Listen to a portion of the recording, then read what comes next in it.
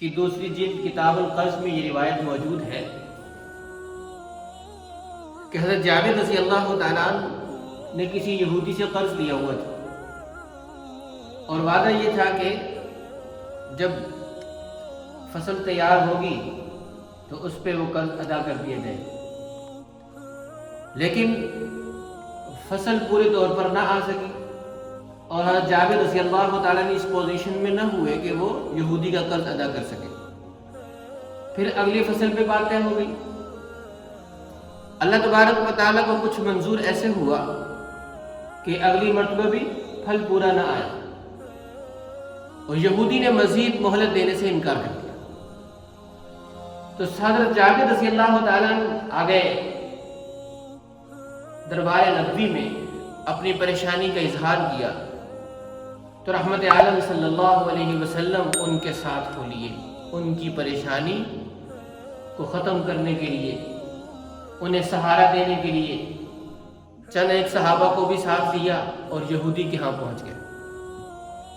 اسے جا کے فرمایا کہ بھئی اسے مہلت دے دو، اس میں ابھی ہمت نہیں ہے قرض ادا کرنے کی۔ تو اس نے صاف انکار کر دیا کہ میں اب اس کو مزید مہلت نہیں دے سکتا، مجھے تو قرض چاہیے۔ پھر رحمت عالم صلی اللہ علیہ وسلم واپس آئے تو اپنے گھر پہ تشریف نہیں لائے، بلکہ سیدھے حضرت جابر رضی اللہ تعالیٰ عنہ کے باغ میں چلے گئے۔ تھوڑی دیر وہاں تشریف فرما رہے، پھر فرمانے لگے کہ جابر دوبارہ چلتے ہیں۔ چنانچہ دوسری مرتبہ یہودی کے ہاں تشریف لے گئے اور جا کے اسے کہا کہ ابھی اس میں ہمت نہیں ہے، اسے کچھ اور مہلت دے دو، جب اس میں طاقت ہوگی تو یہ قرض ادا کر دے گا۔ اس نے کہا کہ ابو القاسم، میں آپ کو مزید مہلت نہیں دے سکتا، مجھے تو بس قرض چاہیے۔ پھر آپ تشریف لے آئے حضرت جابر رضی اللہ تعالیٰ عنہ کے باغ میں، اور وہاں ایک چبوترا سے بنا ہوا تھا۔ آپ نے فرمایا کہ یہاں بستر لگا دو۔ چنانچہ آپ وہاں محو آرام ہوئے، تھوڑی دیر سوئے سستائے، پھر فرمانے لگے کہ جابر تیسری مرتبہ چلتے ہیں۔ چنانچہ تیسری مرتبہ یہودی کے ہاں تشریف لے گئے اور جا کے اسے اس بات پہ آمادہ کرنے کی کوشش کی کہ جابر کو مزید مہلت دے دو، لیکن تیسری مرتبہ بھی اس سنگ دل سرمایہ دار یہودی کا دل نہیں پسیجا۔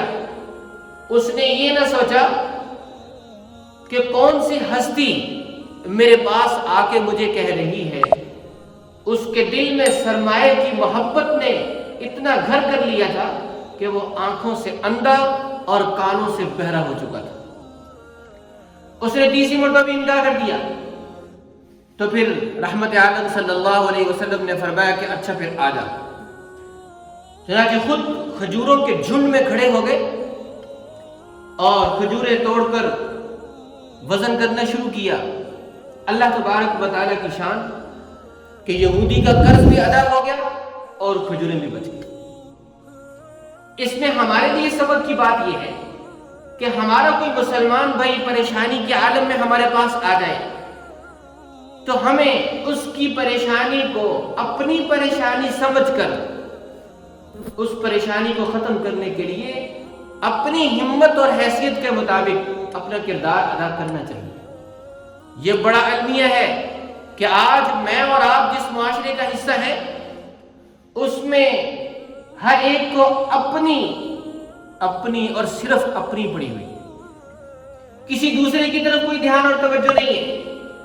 چنانچہ آج کا یہ مسلم معاشرہ اس بات سے محروم ہو چکا ہے، الا ماشاءاللہ کوئی لوگ ہوں گے، ورنہ یہ کہ کوئی کسی کی پریشانی کو اپنی پریشانی سمجھنے کے لیے تیار نہیں۔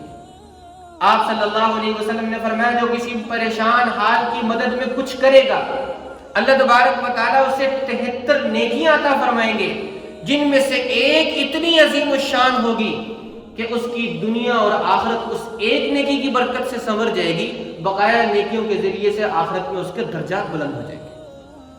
اور آپ نے فرمایا کہ جو کسی مسلمان بھائی کی پریشانی کو دور کرے گا، دنیا میں اللہ تبارک و تعالیٰ قیامت کے دن اس کی پریشانی کو دور کرے گا۔ لہذا اس انتظار میں نہ رہیں کہ کوئی آپ کے پاس آئے اور آ کر کہے کہ میرا کام کر دو. اگر ذاتی طور پر آپ کے علم میں آ گیا ہے، آپ کے اڑوس پڑوس میں، دوستوں میں، رشتہ داروں میں، محلے میں، کہ کوئی ضرورت مند ہے، کوئی پریشان حال ہے، تو اس کی پریشانی اور ضرورت کو اپنی پریشانی اور ضرورت سمجھ کر اپنے نبی اور اپنے آقا کے نقش قدم پہ چلتے ہوئے اس کے لیے جو کر سکتے ہیں وہ ہمیں کرنا چاہیے.